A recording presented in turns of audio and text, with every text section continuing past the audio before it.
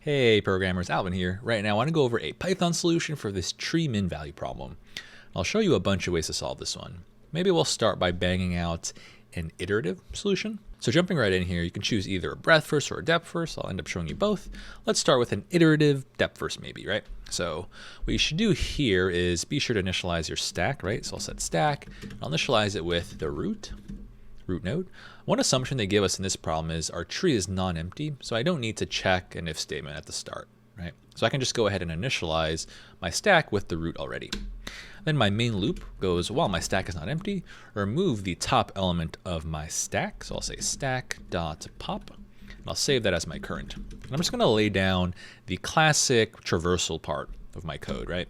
So like we always say, after you remove your current node, your top node of your stack, check if your children exist, and if they do, add them to your stack to be traversed later on, right?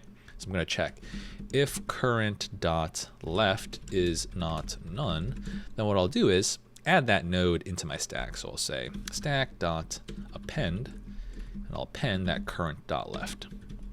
So nothing novel here. And I'll go ahead and do that same code for the right-hand side. It's just going to be symmetric. Cool. And now I can work in my new and problem-specific business logic, right? I want to find the minimum. Cool. So if you want to find the minimum, the algorithm you can use here is just to initialize some variable that you're going to update over time. And so I'll default this smallest variable to be positive infinity, right? So I'll say float of INF in Python. That's how I represent positive infinity. And again, the reason is if I want to find a minimum value, I know if I set my initial smallest to be something very, very large, as soon as I hit any node or any value within my tree, it's definitely going to be smaller than infinity. So I get to replace this variable. So in other words, now in my main loop, whenever I hit a node of my tree, so whenever it leaves the top of my stack, I'll say smallest, or rather if my current val is smaller than the smallest. If that's the case, I'll just replace that smallest variable. Replace it with current val. Cool. And I'm going to be sure to write this logic. I like to write it as soon as a node leaves the stack, because if you write it when a node is added to the stack, you're going to have to say it twice. After my while loop, I should just be able to return my final smallest. That should be the true smallest thing. Let's go ahead and run this code. See what we get. Nice, and we have all of our passing test cases here. So this was an iterative depth first, so just for bonus points, because it's easy to do, I'll show you the iterative breadth first, right? So to do that, I'll probably make this thing a queue instead. Just replace these to queue, bonus around here, and I'll use a deck, that way I get an efficient removal from the front. So I'll say from collections module, import deck, and then I can initialize my deck over here, like that, just so it runs an O of 1 time for removing from the front. And then I can say q dot, we'll say pop left is the method. And I can still append to the back. And that O always runs an O of 1, right? It's about those frontal operations that we have to worry about. So this will be a breadth first, right? Test that as well. Always want to test my code. Cool, there we have it. And finally, I think I'll show all of you my favorite solution, which would be the recursive version. So let's give ourselves some room down here. We'll define this final function. And to do it recursively, well, we'll just try to translate all of that code as best we can, right? So I need a base case. Typically, your tree base cases, if you do it recursively, are going to be if your current node or your root is none, right?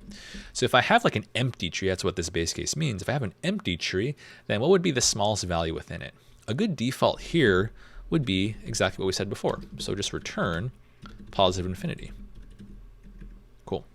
And then from there, I need to write my actual recursive call. So I'm going to call the same function, because it's obviously recursive, and I'll pass along root.left and root.right.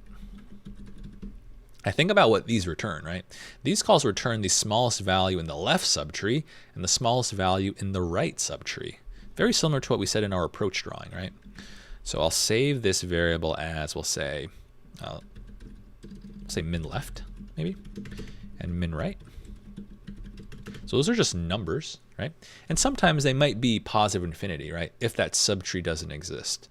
In other words, let's say that we were in some scenario where our current root was this 4 node, right? So this will not hit the base case because 4 is not none, right? And so we would make a call on root.left. 4's left is none. So I would get back infinity from the left, and I would get back 1 from the right because it exists.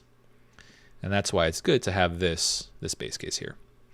And I'll have to figure out how can I return my answer by looking at my sub-answers from my children.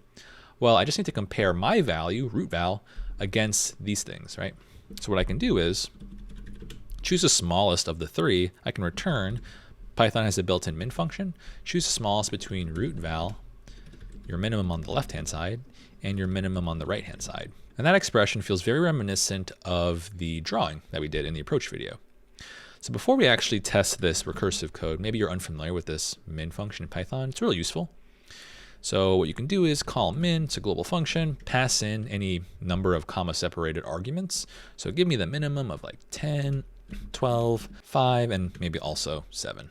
So we'll print out what this gives back, and I'll just demo this. I'll just run this as a plain old file, so I'm not running the test cases.